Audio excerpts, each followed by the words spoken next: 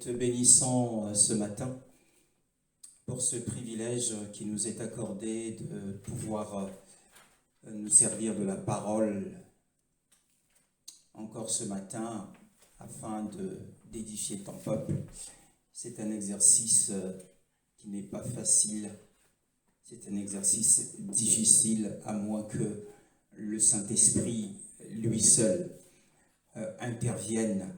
Et c'est pourquoi nous voulons te présenter l'exercice de ce ministère, le ministère de la parole, afin que les paroles qui sortiront de ma bouche soient enrobées de feu et puissent toucher les cœurs ce matin, et que personne ne soit dans la distraction au sujet de ce message que tu nous as donné au nom de Yoshua.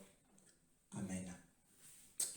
Nous bénissons le Seigneur ce matin pour sa parole, et nous ouvrons donc nos Bibles dans l'évangile de Matthieu. Nous sommes toujours dans l'évangile de Matthieu et nous sommes particulièrement axés sur le sermon sur la montagne, Matthieu chapitre 7, cette fois-ci. À partir du verset 13 jusqu'au verset 14, nous lirons que ces deux passages ce matin. Matthieu, chapitre 7, 13 à 14. Entrez par la porte étroite. En effet, large est la porte, spacieux le chemin menant à la perdition. Il y en a beaucoup qui entrent par là. Mais étroite est la porte, resserré le chemin menant à la vie. Il y en a peu qui les trouvent. Oui, c'est le message que le Saint-Esprit nous confie pour son peuple à travers le monde. Ce matin, ce sont les deux portes, les deux chemins et les deux fins. Alors, il y a deux portes, il y a deux chemins et il y a deux fins, ou deux destination. C'est donc la parole que nous avons pour nous, pour moi comme pour vous. Ce matin, c'est une parole solennelle du Seigneur lui-même. Lorsqu'il se tient sur cette montagne, eh bien, il tient un discours sur un certain nombre de choses dans celle-ci. Il dit « Entrez par la porte étroite ». Donc Yoshua nous présente la porte étroite, nous présente la porte large, nous présente le chemin rétréci, nous présente le chemin spacieux, nous présente la vie et nous présente la perdition.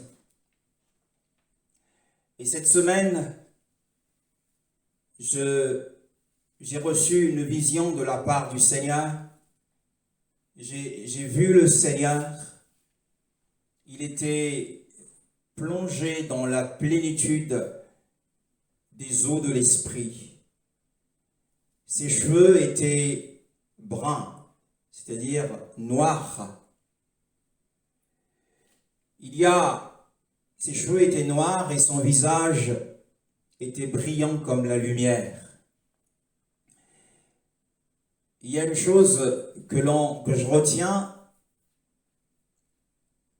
Il tenait dans sa main un prisme, ce qui ressemblait comme un regard ou une petite porte qu'il tenait dans sa main. Et ce genre de poternes, on les trouve incrustés dans les murailles des villes fortifiées. Et il regardait à travers ce prisme, il regardait à travers cette porte qu'il tenait dans sa main. Pourquoi avait-il des cheveux noirs? Eh bien, si vous avez une vision où vous voyez le Seigneur Yoshua avec des cheveux noirs, il peut apparaître avec des cheveux noirs, il peut vous apparaître, comme il m'est déjà plusieurs reprises apparu, avec des cheveux blancs, comme de la laine et blanc comme neige. Donc lorsque Yeshua apparaît comme avec des cheveux blancs comme de la laine, premièrement, ça veut dire que, eh bien, il est à la fois, il a la nature humaine, parce que la laine, c'est eh bien le pelage des moutons qui sont sur la terre. Donc la laine blanche, c'est sur la terre. Donc c'est la nature humaine de Yeshua, la nature terrestre de Yeshua. Des cheveux blancs comme de la neige.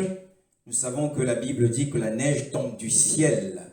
Donc c'est la nature céleste de Yeshua. Et s'il nous apparaît avec des cheveux noirs, comme cela est écrit dans le Cantique des Cantiques au chapitre 5, le verset 11, dans l'image de Shelomo ou de Salomon avec la Sunamite. La Sunamite représente l'Église, l'épouse du Seigneur, et Salomon est un type du Mashiach, de Yeshua. Et dans ce passage, dans Cantique des Cantiques au chapitre 5 et le verset 11, Shelomo, c'est-à-dire Yeshua, a des cheveux noirs qui représentent la consécration.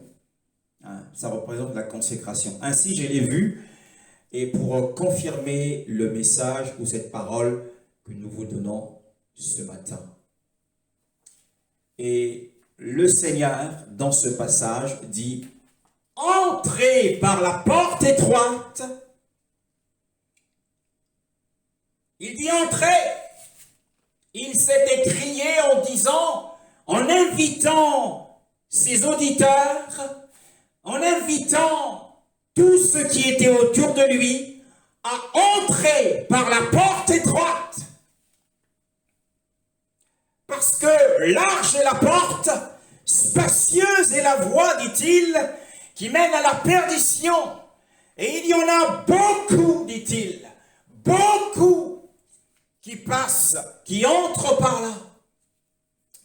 Alors, une chose est importante à noter d'entrée de jeu, c'est que ce passage de Matthieu chapitre 7, le verset 13 à 14, a longtemps, semble généralement être compris comme s'il s'agissait de l'appel du Sauveur. Comme s'il s'agissait de l'appel du Sauveur Yeshua aux non-convertis. C'est comme si Yeshua était en train d'appeler les pécheurs à se tourner vers Elohim et à saisir le salut.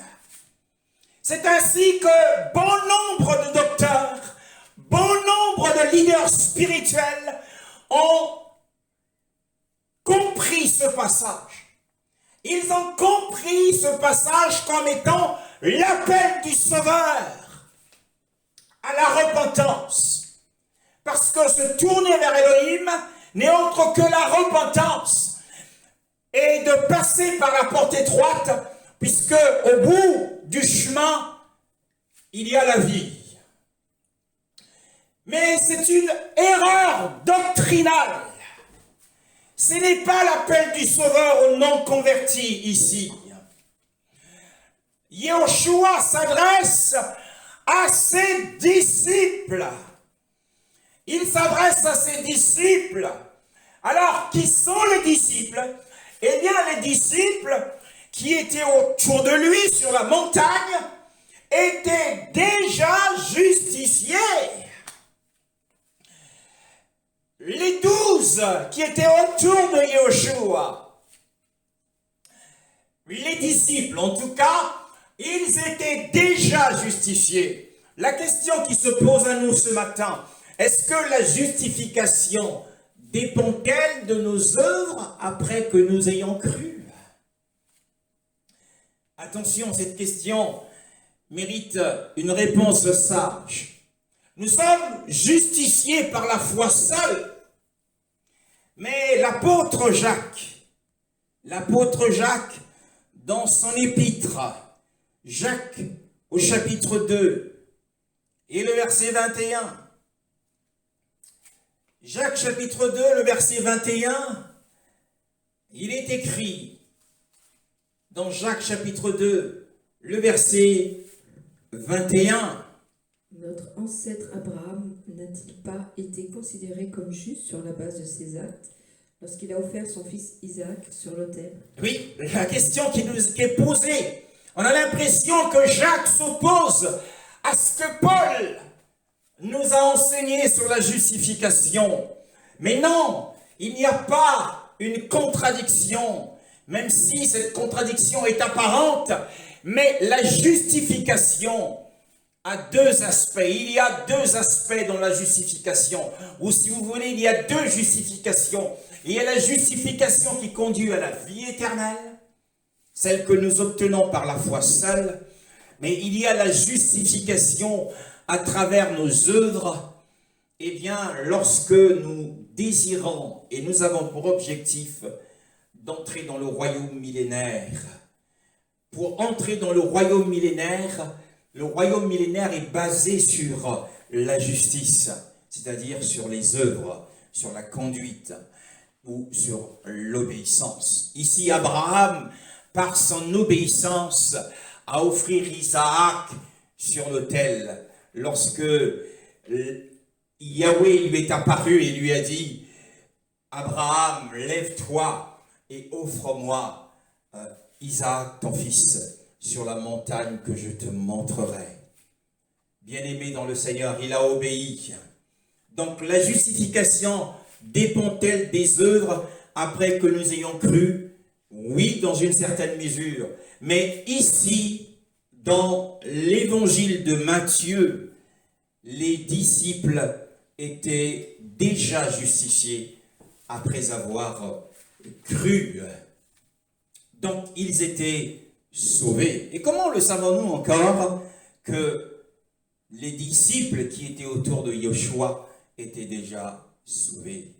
Allons dans Jean au chapitre 10. Jean au chapitre 10. À partir du verset 1 jusqu'au verset 9. Tout ceci pour nous montrer, à nous qui sommes des auditeurs fidèles à la parole du Seigneur, à nous qui aimons la véritable parole du Seigneur, de pouvoir comprendre, puisque Yoshua dit « Entrez par la porte étroite ». Mais n'est-ce pas la porte du salut? Jean chapitre 10, le verset 1 jusqu'au verset 9. En vérité, je vous le dis, celui qui n'entre pas dans l'enclos des brebis par la porte, mais s'y introduit par un autre endroit est un voleur, un brigand. Mais celui qui entre par la porte est le berger des brebis. Le gardien lui ouvre et les brebis écoutent sa voix. Il s'appelle par leur nom les brebis qui lui appartiennent et il les conduit dehors. Lorsqu'il les a toutes fait sortir, il marche devant elles et les brebis le suivent parce qu'elles connaissent sa voix. Elles ne suivent pas un étranger, mais elles fuiront au contraire loin de lui parce qu'elles ne connaissent pas la voix des étrangers. Jésus leur dit cette parabole, mais ils ne comprirent pas de quoi il parlait. Jésus leur dit encore, en vérité, je vous le dis, je suis la porte des brebis. Tous ceux qui sont venus avant moi sont des voleurs et des brigands, mais les brebis ne les ont pas écoutés. C'est moi qui suis la porte. Si quelqu'un entre par moi, il sera sauvé. Il entrera et sortira, et il trouvera de quoi se nourrir. Amen. Oui, dans ces 9 passages, dans ces 9 occurrences, eh bien, Yoshua tient un discours, il parle plusieurs fois de la porte.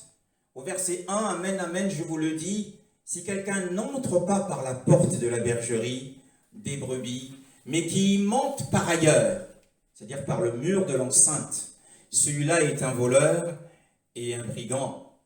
La porte dans ce passage, dans le verset 1, signifie l'écriture. C'est la porte de l'écriture. La bergerie, c'est la bergerie d'Israël. Et celui qui monte par ailleurs, celui-là est un voleur et un brigand. Les voleurs et les brigands, c'étaient les scribes et les pharisiens. Pourquoi? Eh bien parce que les scribes et les pharisiens la plupart des scribes et des pharisiens étaient des docteurs de la loi et qui étaient sortis des écoles rabbiniques, et c'était eux qui enseignaient le peuple. Nous nous souvenons aussi de Nicodème, docteur de la loi. Donc il y en avait plusieurs, ils étaient des pharisiens. Et pourquoi? Eh bien parce que la loi de Moshe, Yahweh avait donné l'ordre à Moshe d'instruire Aaron et ses fils, que c'est à eux qu'incombait la responsabilité, c'est-à-dire les Lévites, de pouvoir instruire les fils d'Israël ou les Israélites. Donc c'était aux Lévites de le faire. Mais arrive le mouvement du pharisaïsme, et le pharisaïsme, si vous voulez, a usurpé ce droit aux Lévites, et ils se sont mis à enseigner. Donc ils ne sont pas entrés par la porte de l'écriture de la bonne manière, mais ils y sont montés par le mur d'enceinte. Et Yeshua les traite dans cette parabole de voleurs et de brigands. Mais celui qui entre par la porte est le berger de brebis. Yeshua est le berger d'Israël. Bien aimé. Et c'est à celui, au verset 3, à celui-ci que le gardien de la porte ouvre. Le gardien de la porte ici, bien aimé, et les brebis entendent sa voix et il les appelle. Et ces gardiens, c'était des veilleurs de nuit. Le berger n'arrivait que le matin. Et les brebis entendent sa voix et il les appelle, ses propres brebis, par leur nom, et il les conduit dehors. Donc le gardien, il y a deux significations à ce passage. Le gardien de la porte, dans un premier temps, représentait Jean-Baptiste, qui était le précurseur du Seigneur, et qui est venu avant préparer le chemin du Seigneur, pour introduire, il était là pour introduire Yeshua. Mais dans une autre profondeur de cette parole, le gardien de la porte qui ouvre n'est autre que le Saint-Esprit, bien-aimé dans le Seigneur.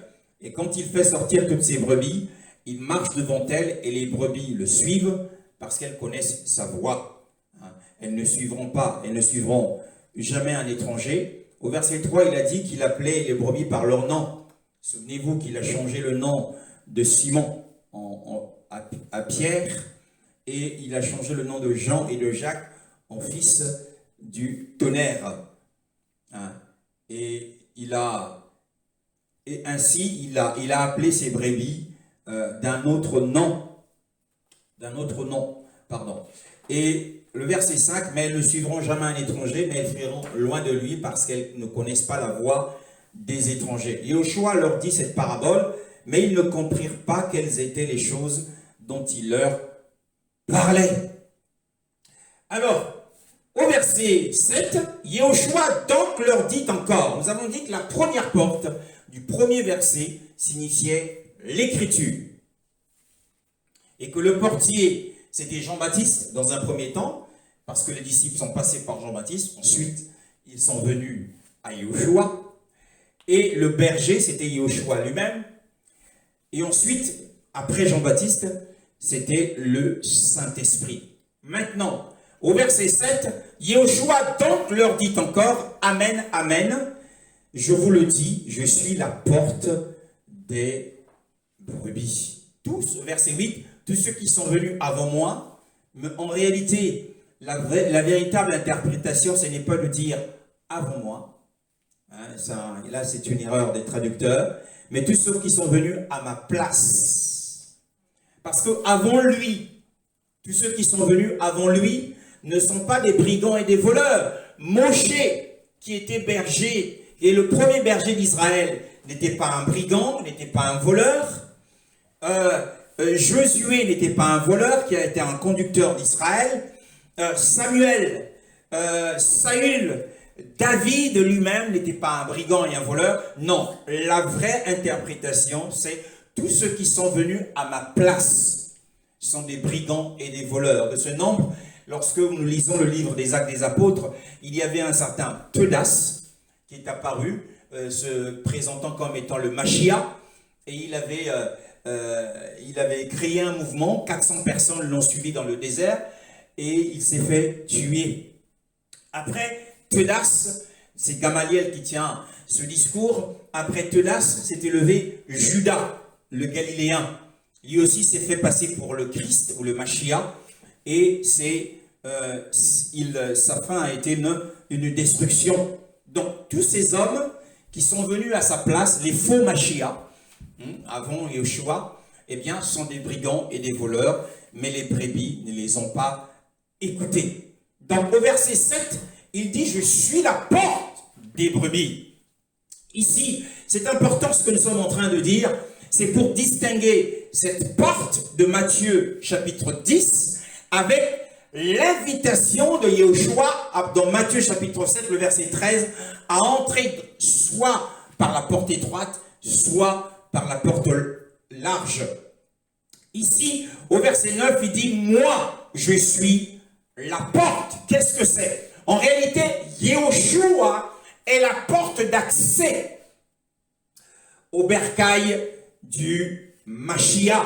Et le bercail, c'est-à-dire cet espace, cet enclos où se trouvent les brebis, ça s'appelle un bercail également, eh bien, le bercail, c'est le bercail des sauvés. Donc, Yeshua est la porte d'accès au bercail du Mashiach, bien-aimé dans le Seigneur. Et ce sont ces véritables brebis qui vont à Elohim le Père. Nous allons à Elohim le Père par Mashiach comme notre chemin. Lorsque nous nous adressons au Père, nous passons par Yeshua ou par le Mashiach qui est notre chemin. Et nous entrons dans l'Église. Nous entrons dans l'Église, l'Église corps du Mashiach. Nous entrons dans l'Église corps du Mashiach par l'acceptation du Mashiach comme le Fils d'Élohim. Donc nous allons vers le Père par Yeshua en tant que chemin et nous entrons dans l'Église. Nous faisons partie de l'Église. Nous sommes membres du corps du Mashiach. Eh bien, parce que nous avons cru en Mashiach comme Fils d'Élohim. C'est important de le savoir. Ainsi, dans Matthieu chapitre 16, nous connaissons bien cette histoire au verset 13. Le verset 13 jusqu'au verset 18. Matthieu chapitre 16, le verset 13 à 18. Jésus arriva dans le territoire de Césarée de Philippe. Il demanda à ses disciples, « Qui suis-je d'après les hommes? Moi, le Fils de l'homme. » Ils répondirent, « Les uns dirent que tu es Jean-Baptiste, les autres Élie, les autres Jérémie ou l'un des prophètes. Et d'après vous, qui suis-je? » leur dit-il. Simon-Pierre répondit, « Tu es le Messie, le Fils du Dieu vivant. » Jésus reprit la parole et lui dit, « Tu es heureux, Simon, fils de Jonas, car ce n'est pas une pensée humaine qui t'a révélé cela, mais c'est mon Père céleste. Et moi, je te dis que tu es Pierre, et que sur ce rocher je construirai mon église, et les portes du séjour des morts ne l'emporteront pas sur elle. » Voilà. Dans ce récit de la parole, nous voyons que l'objectif du Seigneur, en posant les questions à ses disciples, ce n'est pas de connaître ce qu'il ne connaissait pas, parce qu'il est omniscient, il savait ce que disaient les hommes. Mais l'objectif de ces questions, c'était de faire ressortir l'incrédulité des Juifs au sujet de qui il est. Pour eux, c'était Jean-Baptiste, c'était Élie, c'était Jérémie et l'un des prophètes. Jamais le Juif dira que Yeshua, c'était le Mashiach. Et vous, qui dites-vous que je suis? Alors, il a non seulement fait ressortir l'incrédulité d'Israël au sujet de qui il est, mais cette question a permis de faire ressortir la foi de Pierre. Pierre, au sujet de Yeshua lui-même. Il dit, tu es le Mashiach, le Fils d'Élohim, le vivant. La foi de Pierre, à la foi de Pierre, tout de suite, nous voyons le Seigneur annoncer qu'il a, au verset 18, l'intention, dit-il, et moi je te dis que tu es Pétros, et que sur ce rocher, je bâtirai mon église, mon assemblée. Nous voyons que parce que Pierre a exprimé sa foi en Yeshua en tant que fils d'Élohim vivant, alors Yeshua annonce tout de suite son intention de commencer à construire son église. Donc ce qui signifie que notre foi en Yeshua en tant que fils d'Élohim nous introduit dans l'église.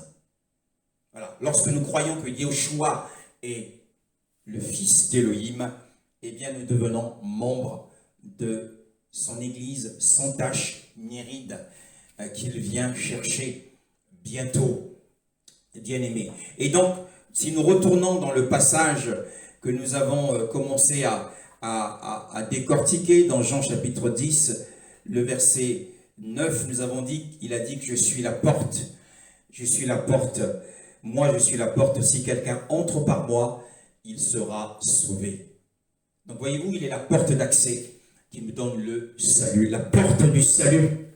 Et cette porte diffère du message que nous avons reçu du Seigneur ce matin. Donc la porte du salut. Et celui qui entre dans le bercail du Mashiach, dans la bergerie, qui rentre dans la bergerie, se retrouve dans un lieu de sécurité. Il est protégé. Il est protégé contre Satan, il est protégé contre la méchanceté familiale, contre la sorcellerie. Il est dans un lieu sûr.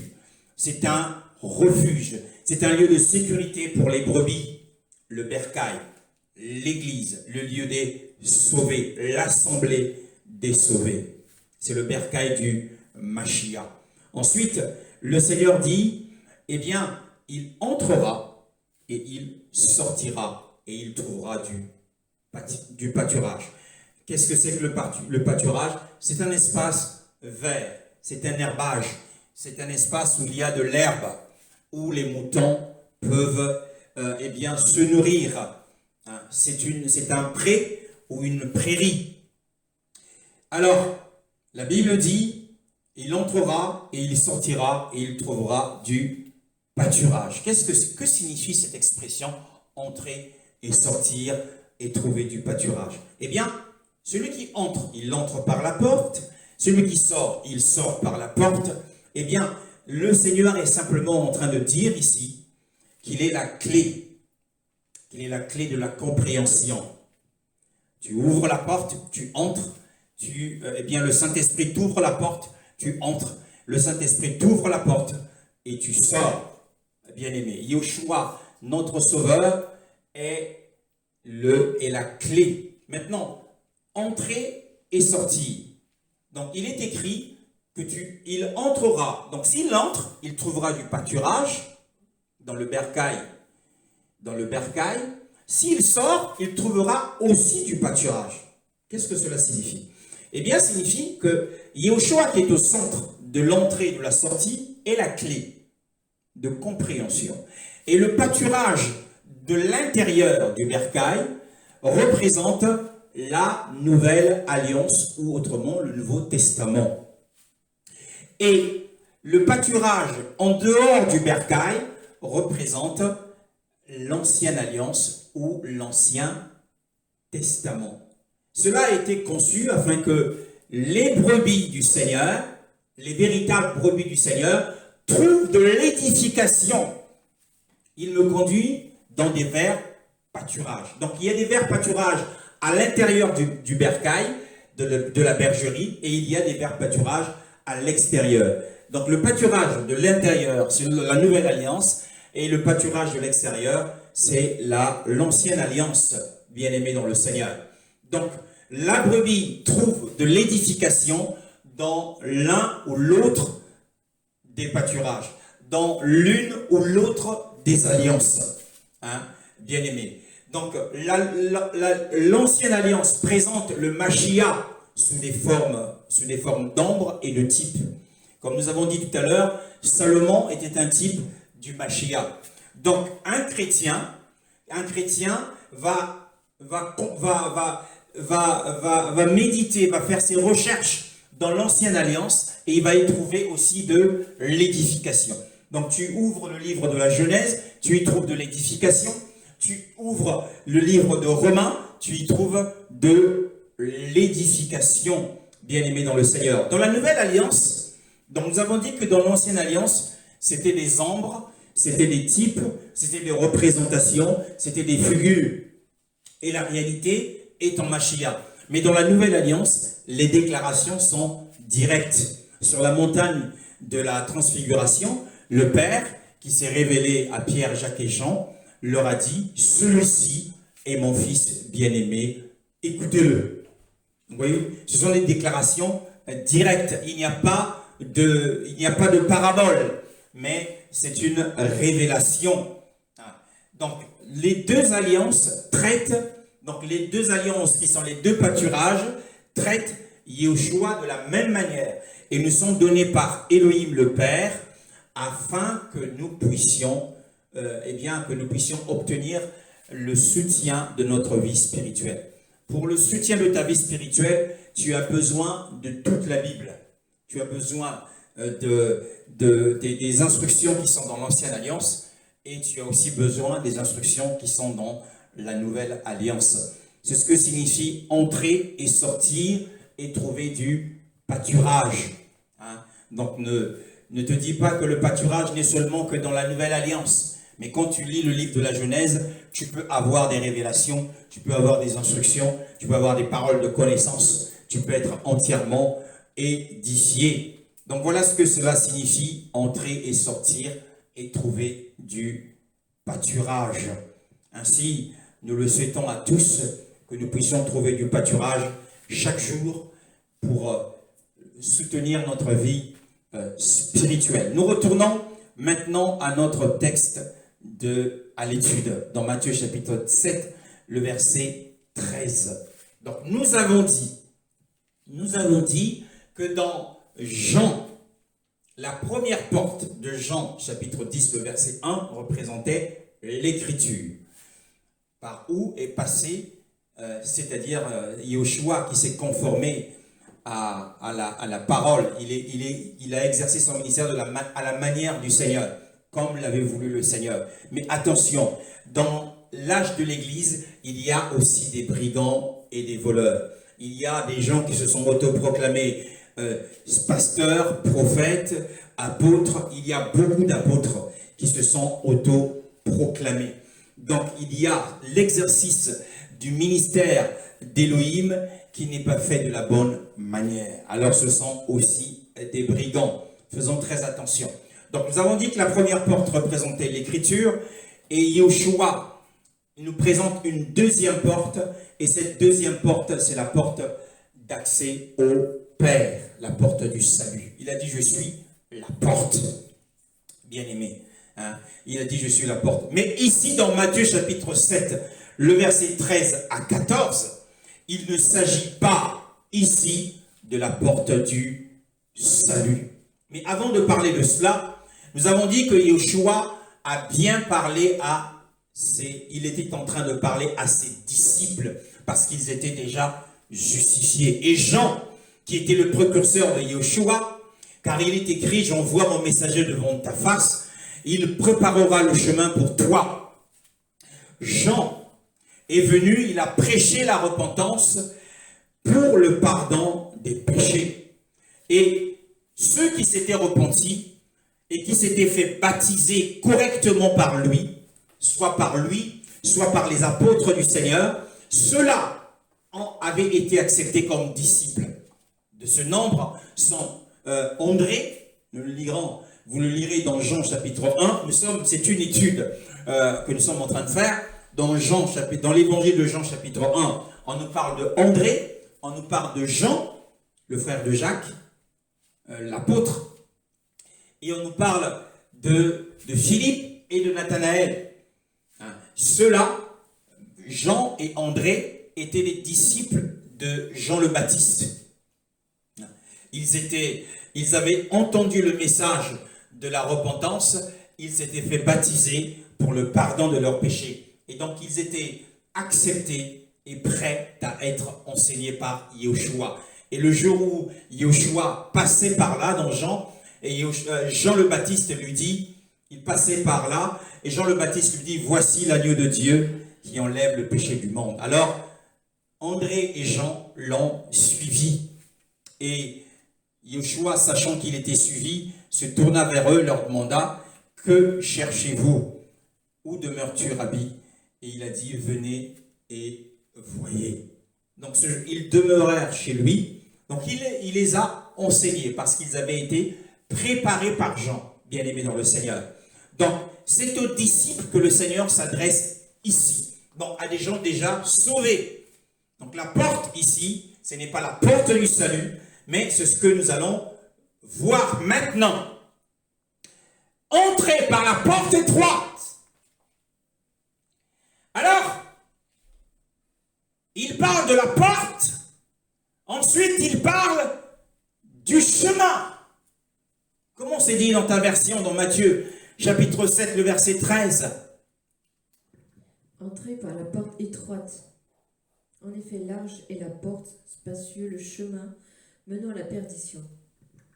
Alors, il parle du chemin, mais dans la figure, dans l'image que Yeshua est en train de nous donner, nous voyons que se dresse tout d'abord la porte à la tête du chemin. Il parle certes d'un chemin, mais avant toute chose, il y a une porte qui se dresse. Entrez par la porte. C'est-à-dire qu'on ne peut pas entrer dans le chemin avant d'avoir franchi la porte. Mais nous nous disons, mais nous sommes déjà passés par la porte. Oui, nous sommes passés par la porte d'accès au salut. Nous sommes passés par la porte pour entrer dans le bercail. Nous sommes passés par la porte pour nous approcher d'Élohim le Père. Et nous sommes sur un chemin. Et pendant que nous marchons, peut-être que ça fait 5 ans, 10 ans, 30 ans que nous sommes en train de marcher. Et pendant que nous sommes en train de marcher, et nous arrivons à un endroit où le chemin est arrêté par une porte qui se dresse devant nous, ou par 2 portes qui se dressent devant nous. Et nous nous disons, mais il y a quelques années, il y a plusieurs années, je suis déjà passé par la porte. Je suis entré dans le bercail. J'ai appris que la bergerie était le lieu de sécurité et que j'étais sauvé, que j'avais saisi mon salut. Mais pendant que je marche, ça fait des années que je prêche l'évangile, ça fait des années que j'expérimente la communion du Saint-Esprit. Ça fait des années que j'essaie d'emmener les pécheurs à la foi. Mais comment se fait-il que pendant ma marche sur le chemin, parce qu'il est écrit qu'il est le chemin, la vérité et la vie, je me retrouve face à une autre porte qui se dresse devant moi? Que signifie cette porte dont parle Yeshua et dont il invite les disciples à entrer? Que signifie la porte ici? Ce n'est sûrement pas la porte du salut. Il ne peut y avoir de salut. Je suis déjà sauvé. Je suis déjà justifié. C'est comme lorsque nous étions au sud de l'Espagne, en ayant visité la 8e merveille du monde, nous sommes entrés par une porte. Et ensuite, nous avons marché longtemps. Nous avons visité les jardins floraux. Et nous avons longtemps marché. Et puis, il y avait encore une autre porte d'accès à un autre endroit. où il fallait subir un contrôle. C'est ainsi qu'est la marche chrétienne. Tu as marché pendant des années, mais tu te retrouves encore devant une autre porte. Non pas seulement devant une autre porte, mais devant deux portes. C'est comme si Yahushua exigeait ton choix. Sur ton chemin, il te dit, tu as encore un choix à faire. Que signifie la porte? Eh bien, la porte signifie les principes de la doctrine du Mashiach. Non pas la doctrine que l'apôtre Paul a reçue du Seigneur par le Saint-Esprit et qu'il nous a transmise à travers les épîtres. Non pas cette doctrine-là, même s'il y a une grande partie de ce que nous sommes en train de dire qui se retrouve dans les épîtres. Mais la porte signifie les principes, c'est-à-dire le fondement de la doctrine, la norme de conduite de la doctrine de Yahushua. La base du départ de ce qu'il est en train d'enseigner sur la montagne où il est en ce moment. Nous sommes dans les Écritures, nous sommes rentrés dans les Écritures. Si nous disons qu'il est en train d'enseigner en ce moment, c'est comme si nous étions avec lui sur cette montagne. Donc sur cette porte, il est écrit, eh bien, les principes de la doctrine de Yahushua. Quelle est cette porte? Et comment ferons-nous pour... Nous avons dit que nous ne pouvons pas franchir le chemin qui est de l'autre côté de la porte, pas en tout cas avant d'avoir franchi la porte. Je ne peux pas marcher, je ne peux pas entrer dans le chemin si je n'ai pas franchi soit la porte étroite, soit la porte large. Alors, passer par la porte signifie accepter l'enseignement de la montagne. Et c'est pour cette raison que nous sommes actuellement en train de mettre l'accent sur l'enseignement de la montagne. Et cette porte que nous présente le Seigneur est une porte étroite. C'est-à-dire une porte rétrécie, une porte contractée. C'est comme dans la vision de Yahushua, il me présentait comme un petit regard, mais c'était une porte. Dans la forme moderne du mot étroit, nous avons le mot strict, c'est ce qui convient le mieux. C'est une porte stricte. À quoi cela fait-elle référence? Et nous l'avons dit, cela fait référence à son enseignement. L'ensemble de son enseignement, depuis Matthieu chapitre 5 jusqu'à la fin de Matthieu chapitre 7. Parce que l'enseignement du Seigneur est bien plus strict que la loi de Moïse. Dans la loi de Moïse, il était écrit, tu ne commettras pas d'adultère. Mais Yahushua dit, mais moi je vous dis, quiconque se détourne volontairement pour regarder une femme afin de la désirer a déjà commis l'adultère. Vous voyez que cette porte est stricte.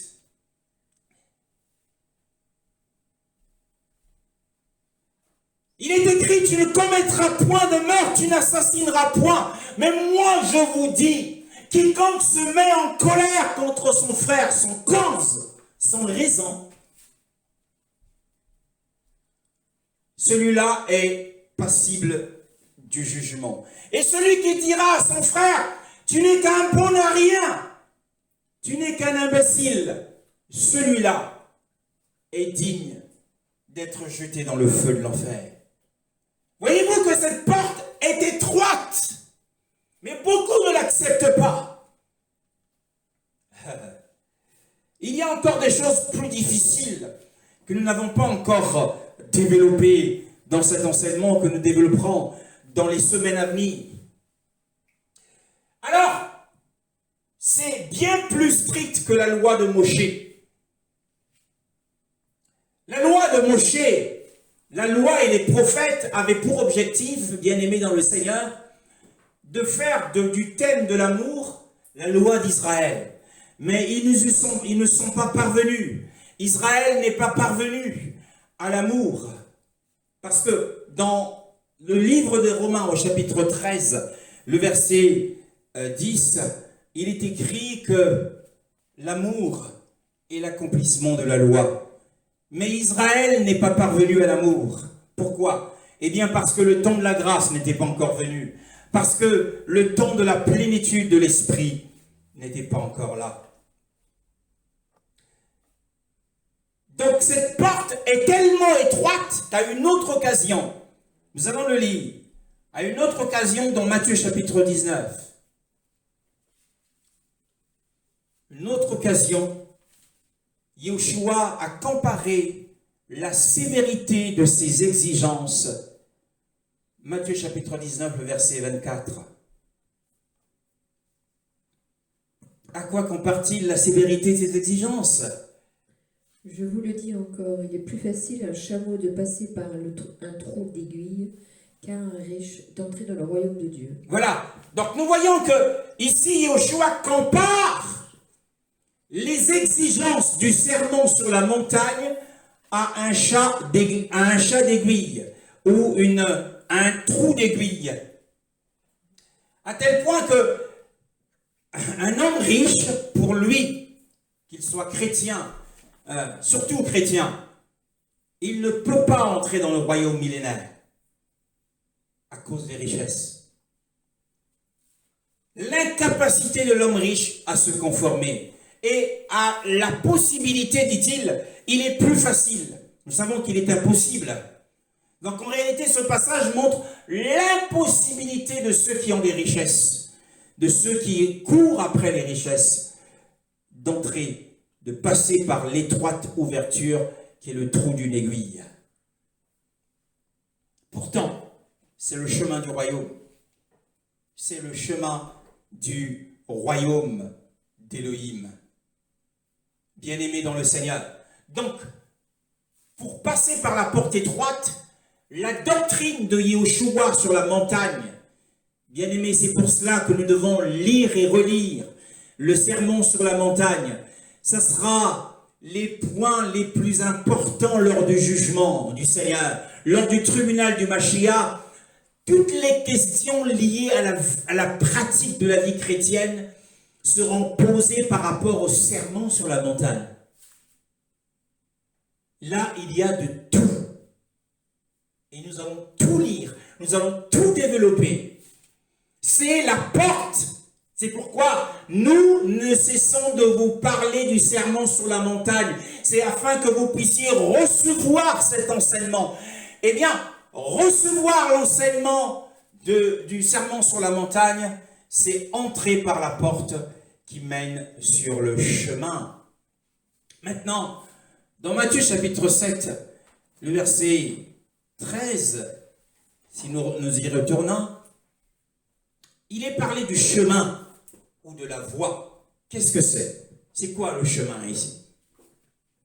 C'est quoi le chemin? Tu as marché pendant des années dans la vie chrétienne, louant, adorant, tu es un chantre, tu es un serviteur du Seigneur, tu penses respecter la parole, tu ne commets pas d'adultère, tu ne voles pas, tu n'es pas malhonnête. En tout cas, tu t'éloignes des pires formes de péché qui soient. Mais la question est, est-ce que tu es sur le chemin étroit ou est-ce que tu es sur le chemin large?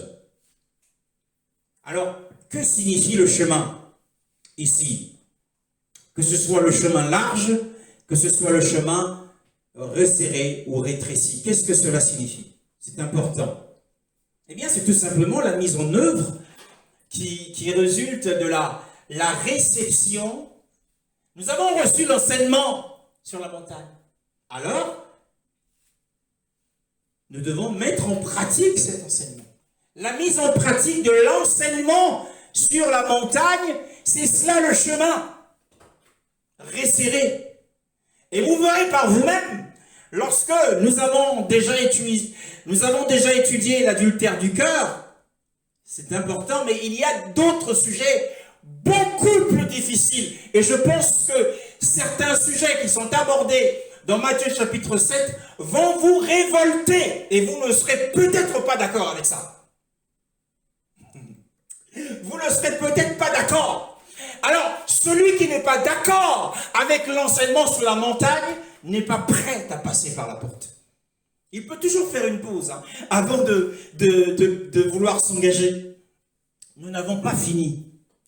Il y a encore des choses difficiles, très difficiles. Waouh, béni soit le Seigneur. Mais le chemin, nous avons dit, c'est la mise en œuvre. Lorsque j'entends la parole et lorsque j'entends les préceptes particuliers du Seigneur, et dans la semaine, je mets en pratique. C'est ça le chemin. Ici. Et si je ne le mets pas en pratique, je suis encore sur un autre chemin. En réalité, la porte que nous choisissons détermine le chemin que nous emprunterons. Si je ne suis pas d'accord avec ce que le Seigneur a dit sur le serment sur la montagne, alors je n'ai pas le choix. Je ne peux pas retourner en arrière. Je choisis une autre porte que la porte qui ressemble à un trou d'aiguille. Parce que je ne peux pas me baisser et passer. Ma tête est trop grosse, je ne peux pas passer. Alors, je choisis la porte où je serai à l'aise. Qu'est-ce que c'est que la porte? Donc c'est la porte qui décide du chemin que je prends.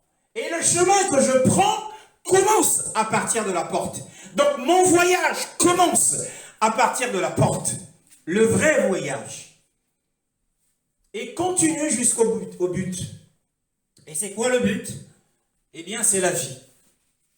Mais vous dites, mais n'avons-t-on... Pourtant, il est écrit, celui qui a le Fils a la vie. Mais de quelle vie parle-t-on ici? Eh bien, nous allons développer cela plus tard.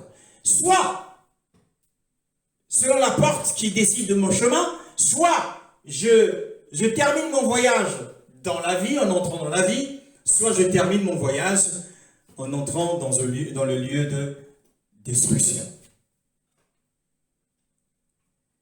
Il n'y a aucun autre moyen pour prendre le chemin. Ah, je ne veux pas passer par cette porte, mais je vais quand même emprunter le chemin. Non, il n'y a pas d'autre moyen, sauf de passer par l'entrée de la porte. Le chemin, c'est une vie conforme au commandement du Mashiach. C'est pourquoi il a dit que il y a très peu d'hommes qui vont choisir de passer par la porte étroite.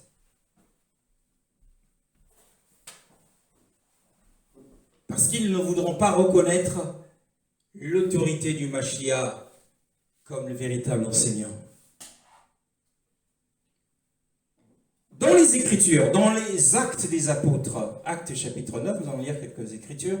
Actes chapitre 9, le verset 2. Actes chapitre 9, le verset 2.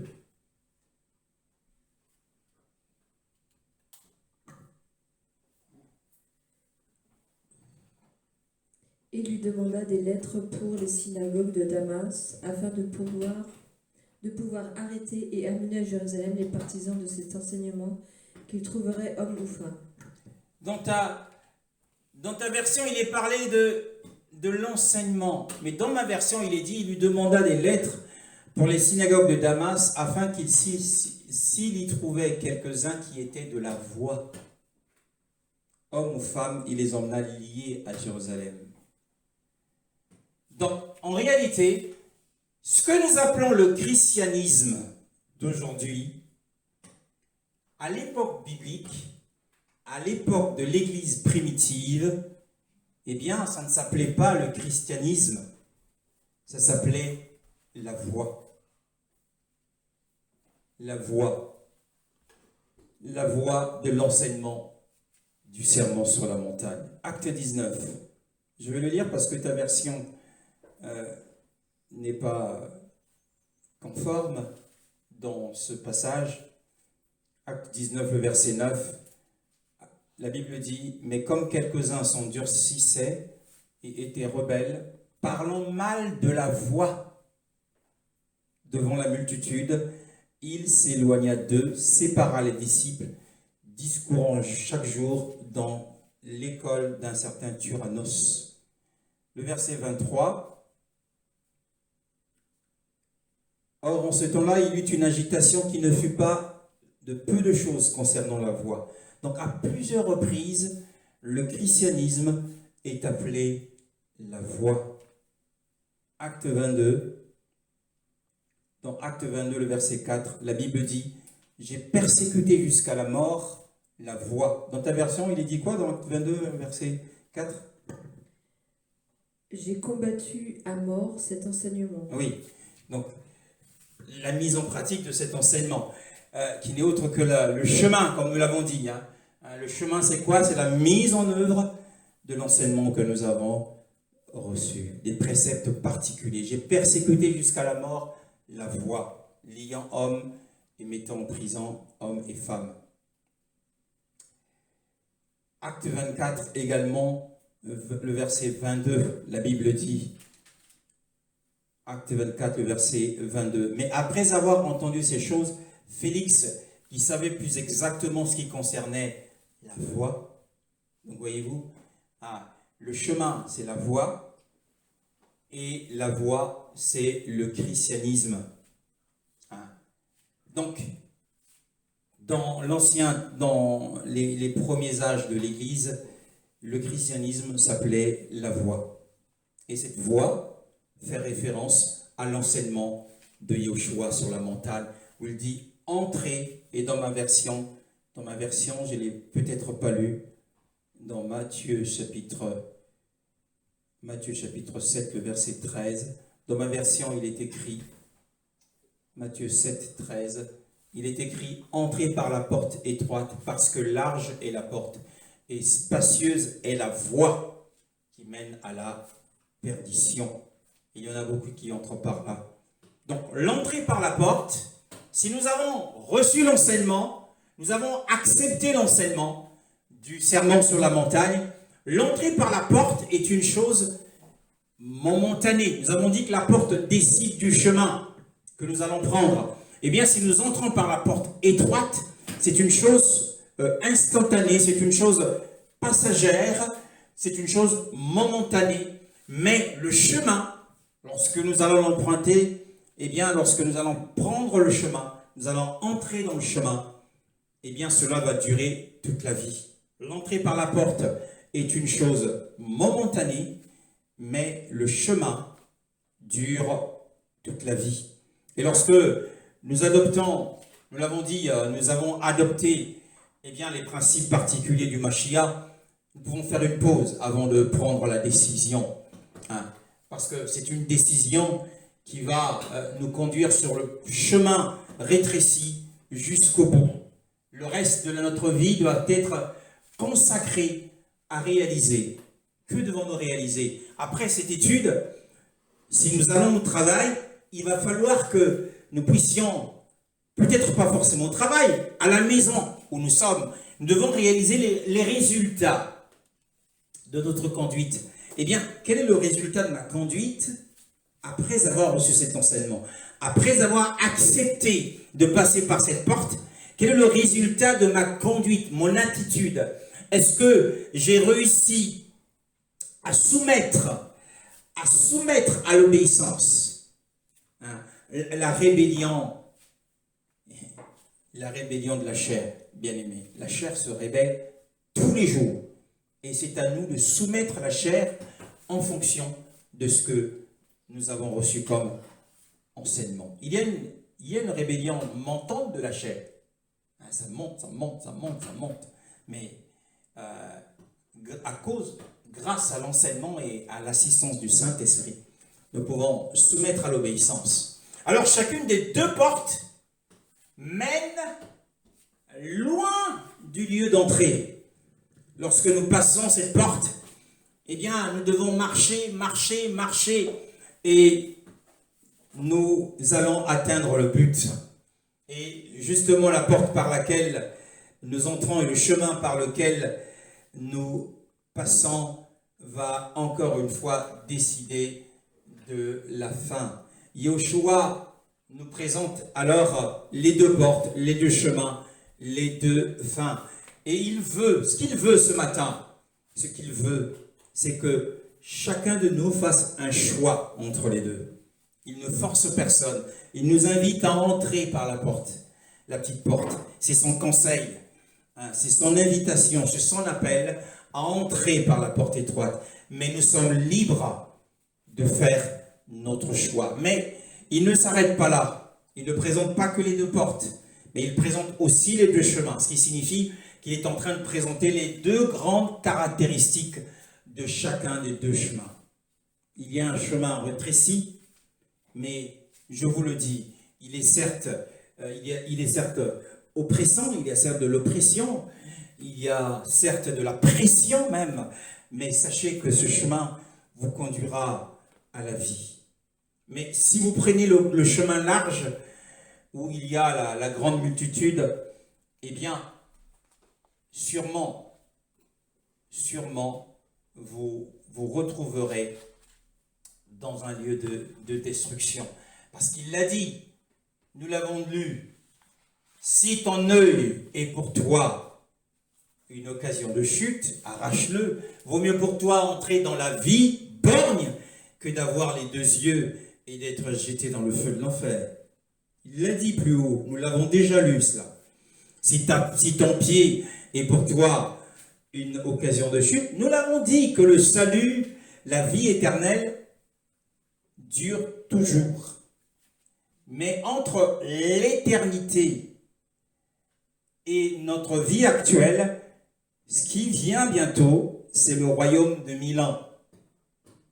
Donc il y aura des punitions pour ceux qui ne marcheront pas sur le chemin étroit.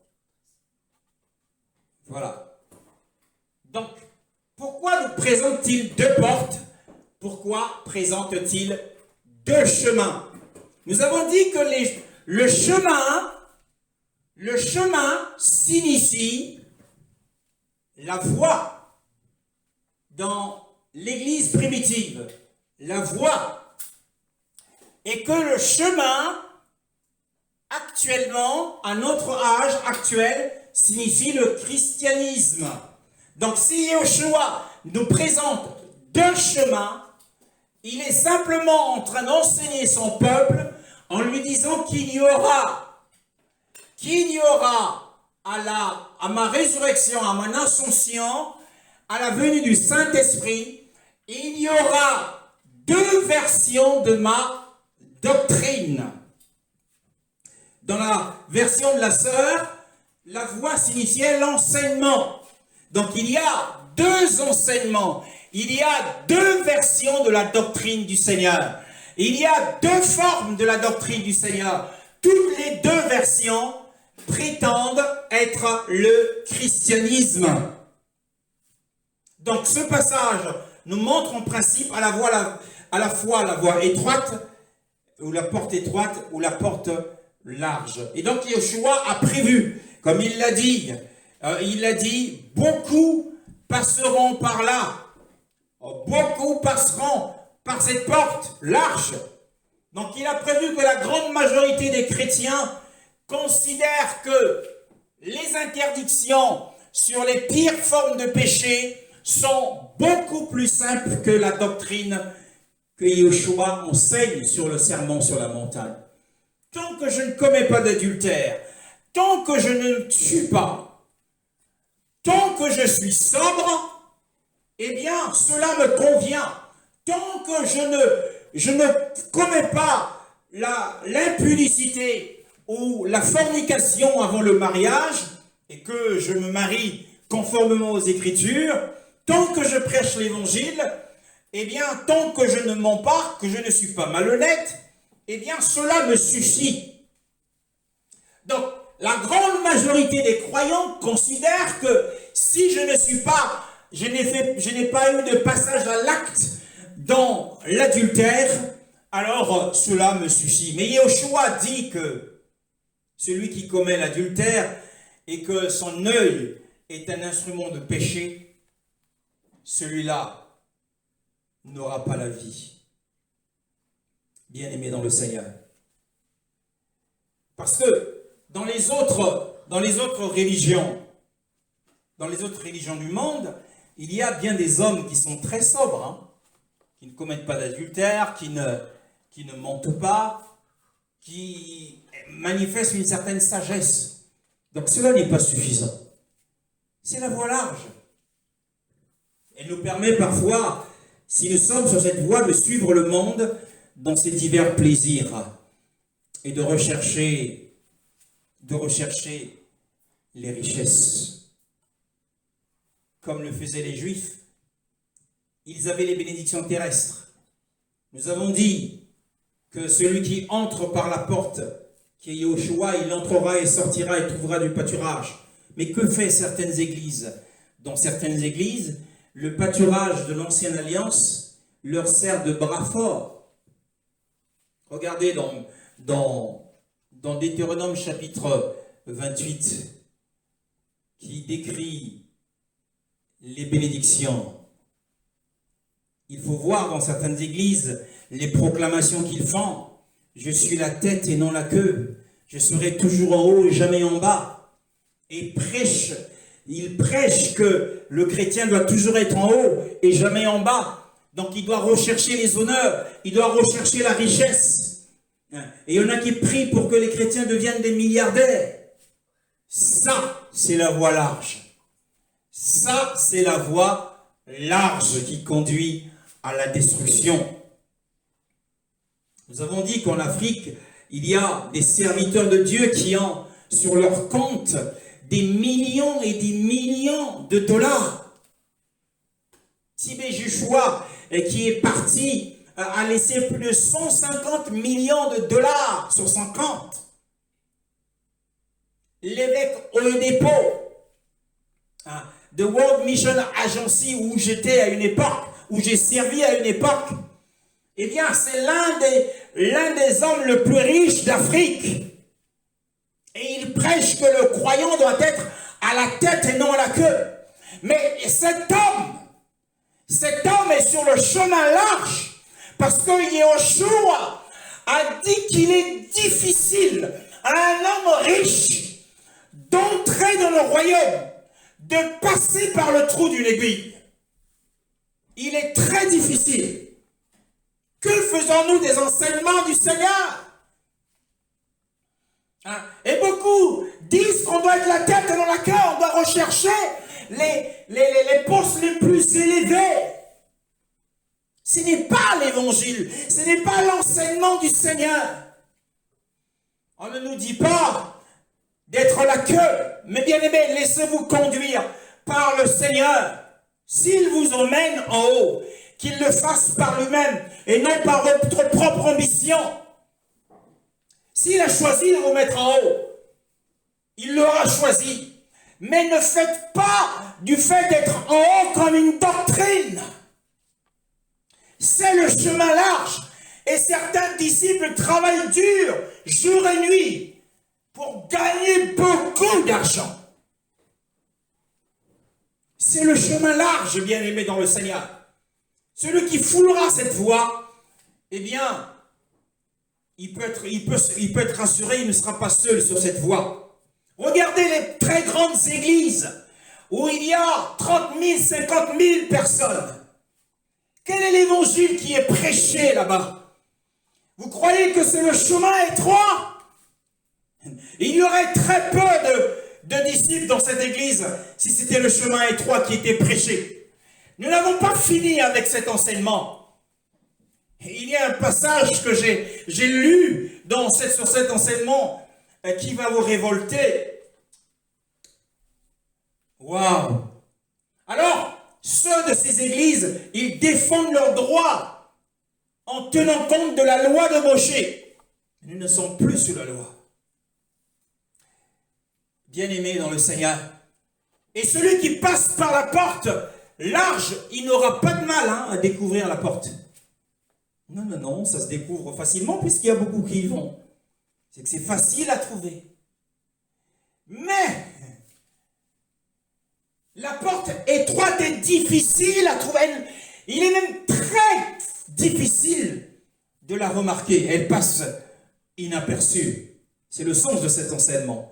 Combien prêche le sermon sur la montagne? Combien d'hommes prêchent selon qu'il est écrit, ne jugez pas, afin que vous ne soyez pas jugés. Alors ça, c'est un passage qui a été mal compris. Et on entend les chrétiens dire, ne jugez pas, afin que vous ne soyez pas jugés. Mais vous savez ce que le Seigneur voulait dire par là? Il voulait dire qu'un chrétien, on en parlera en profond, un chrétien ne peut pas être un magistrat. C'est ce qu'il veut dire. Parce qu'un chrétien est dans l'âge de la miséricorde. Le magistrat, il rend coup pour coup. C'est ce que Yoshua voulait dire. Mais alors, que dire des frères qui sont... Je connais des frères au Congo qui sont des magistrats. Mais s'ils veulent recevoir l'enseignement sur le serment sur la montagne, ils doivent renoncer à leur profession. La sœur ou le frère va-t-il le faire? C'est un chemin difficile. Et je n'ai pas tout dit. Il y a encore d'autres passages, mais qui vont vous révolter. Mais c'est la porte stricte. Alors, Yoshua dit que la porte, elle est stricte, elle est étroite. Il reconnaît lui-même l'extrême rigueur de son enseignement. Il est conscient. Quand il dit que la porte est étroite, il reconnaît par là que son enseignement est d'une extrême rigueur. Parce que si je voyais sur le chemin large, eh bien, je peux donner libre cours à ma convoitise des yeux, de la chair, mais tant que je ne commets pas l'adultère, eh bien, je peux laisser libre cours à la convoitise des yeux. Tant que je ne commets pas l'adultère, tant que je ne fais aucun mal, je peux toujours être fier d'avoir réussi, de dire que je suis un ingénieur, je suis un directeur des ressources humaines, que je suis un diplomate. La fierté de la vie. La fierté de la vie est interdite sur le chemin étroit. Wow. Donc le Seigneur est en train de nous dire qu'il y a deux versions de sa doctrine. Donc il y a deux sortes de christianisme. Qu'il y a deux interprétations de sa doctrine. La plus facile, donc la porte large, c'est celle qui adoucit la rigueur. Attends, quand tu dis quand même, il a mal agi, je dois le critiquer. J'ai été frappé, j'ai été agressé, mais je dois porter plainte.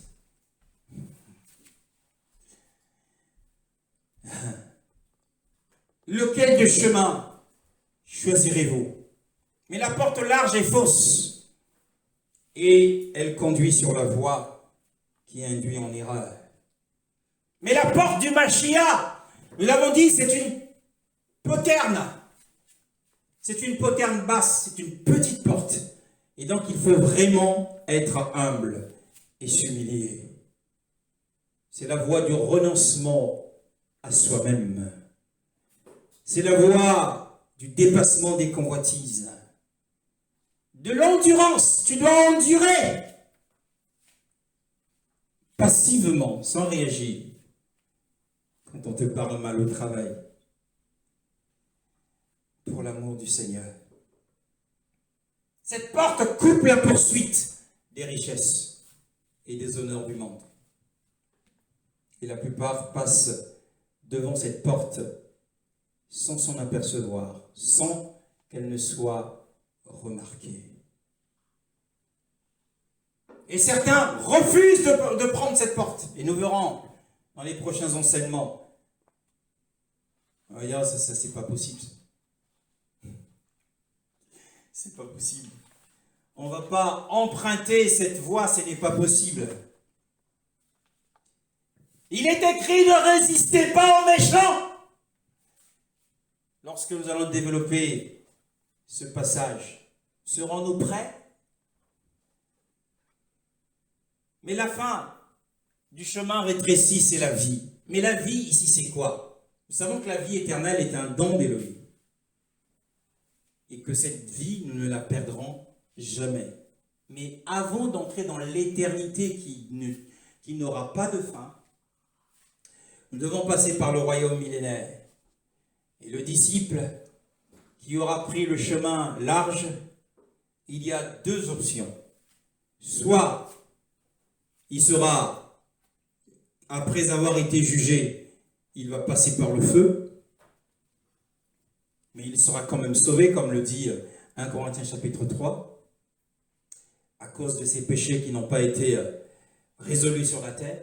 Soit il va demeurer dans la mort pendant l'enlèvement de l'Église. Certains partiront de Hadès, iront à la rencontre du Seigneur dans les airs, mais d'autres resteront et leurs corps resteront sous le pouvoir de la mort. C'est cela la destruction. Sous le pouvoir de la mort. Car celui qui vit selon la chair mourra. C'est-à-dire que son corps va demeurer dans la corruption. Et des autres vont se lever. C'est la première et bénie des résurrections. Heureux et saints ceux qui participeront à la première résurrection. Donc ça appartient à ceux qui passent par le chemin étroit. D'autres dormiront encore dans la mort.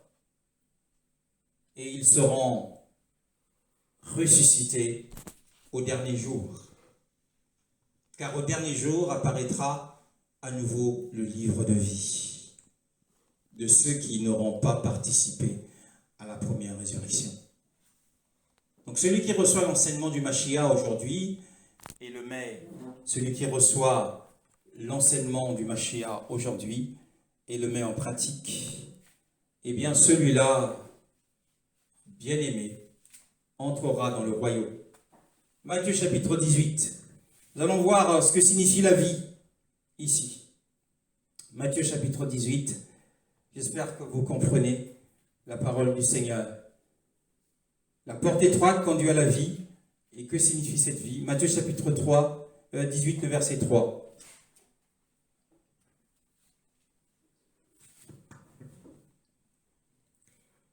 Il dit, je vous le dis en vérité, si vous ne vous convertissez pas et si vous ne devenez pas comme les petits enfants, vous n'entrerez pas dans le royaume des cieux. Voilà, le royaume des cieux, le verset 8.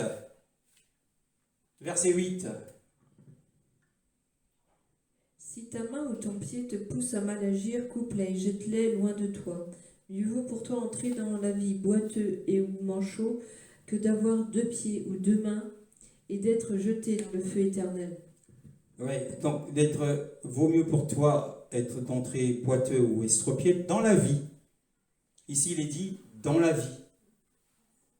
Et le verset, et donc dans Marc, on parle de la vie ici, bien sûr, dans l'évangile de Marc, le verset 43 à 47.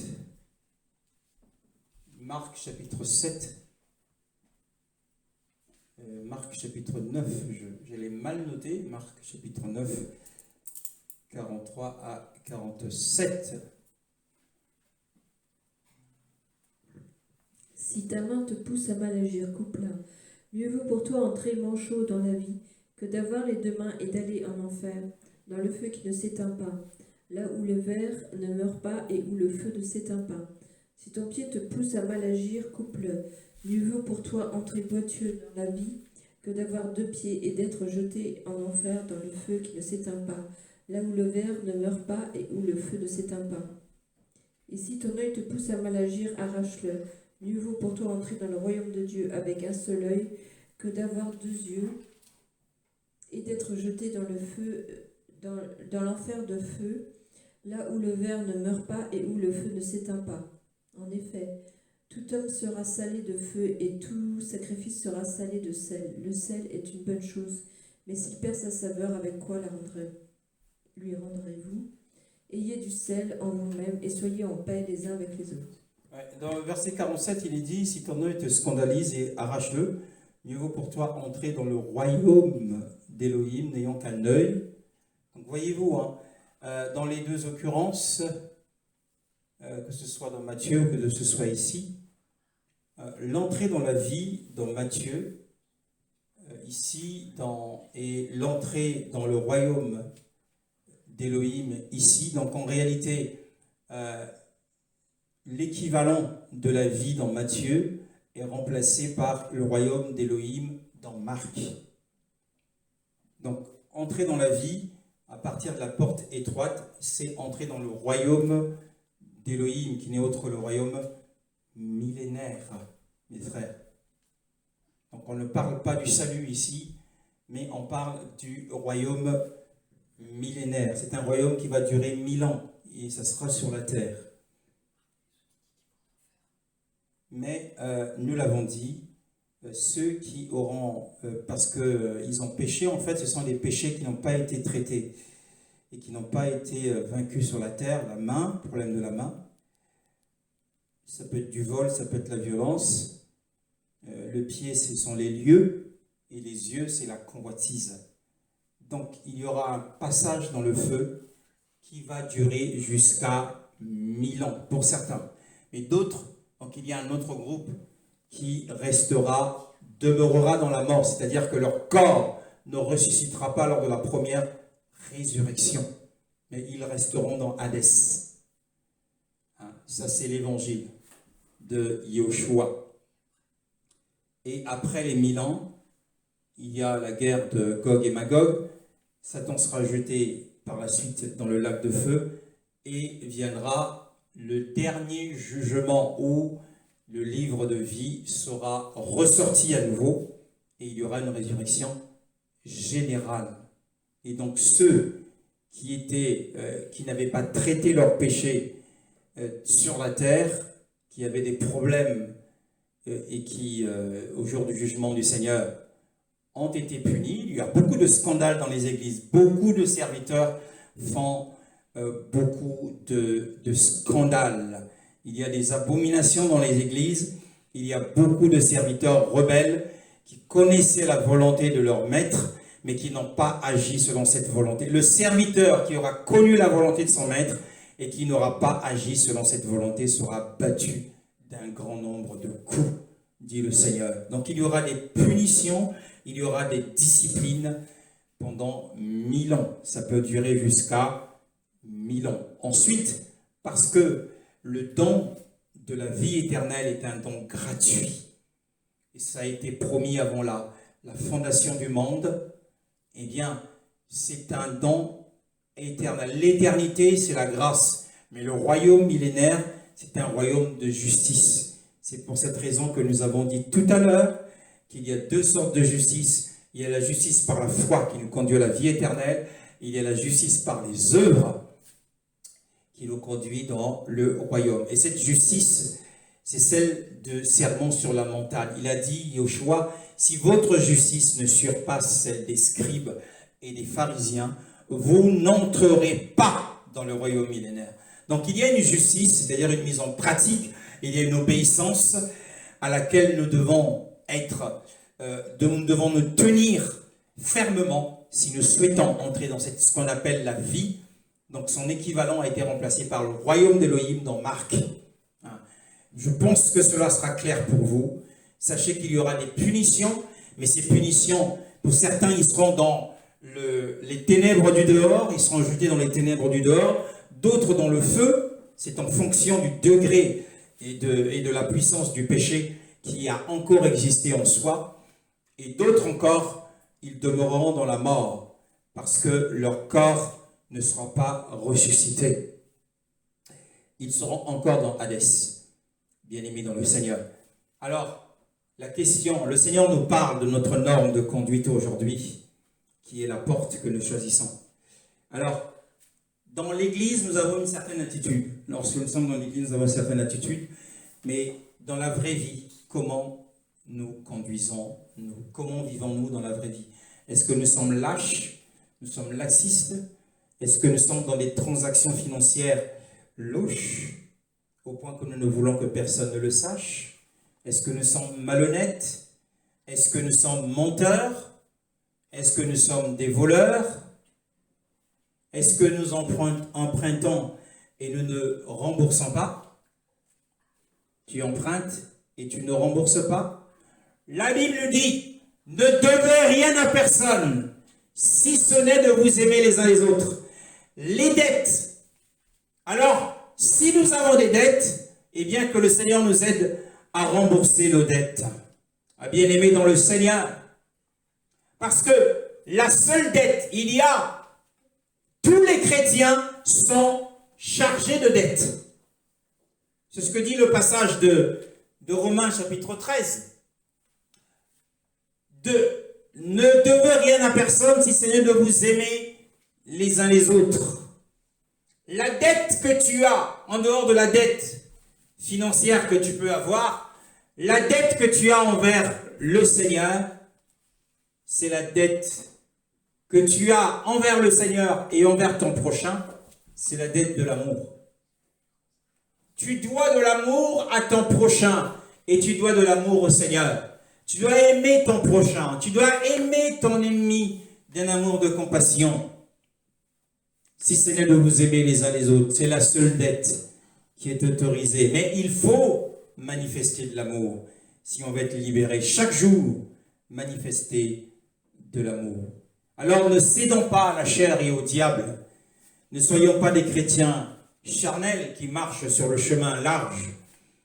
Le christianisme large, qui recherche les bénédictions terrestres, qui veulent être la tête et non la queue. Ça, ce n'est pas l'évangile. La tête et non la queue, ça, c'est une bénédiction terrestre qui était destinée à Israël. Mais le chrétien, ses bénédictions sont célestes. Terrestres pour le juif, mais célestes pour le croyant chrétien des nations. Alors que le Seigneur nous aide. Si nous avons donné notre parole, eh bien, ne manquons pas d'accomplir ce que nous avons dit. Soyons des hommes de parole et de femmes de parole. Rembourse tes dettes au nom de Yeshua. Nous bénissons le Seigneur pour sa parole. En cet instant, au nom de Yeshua. Gloire à toi, Seigneur.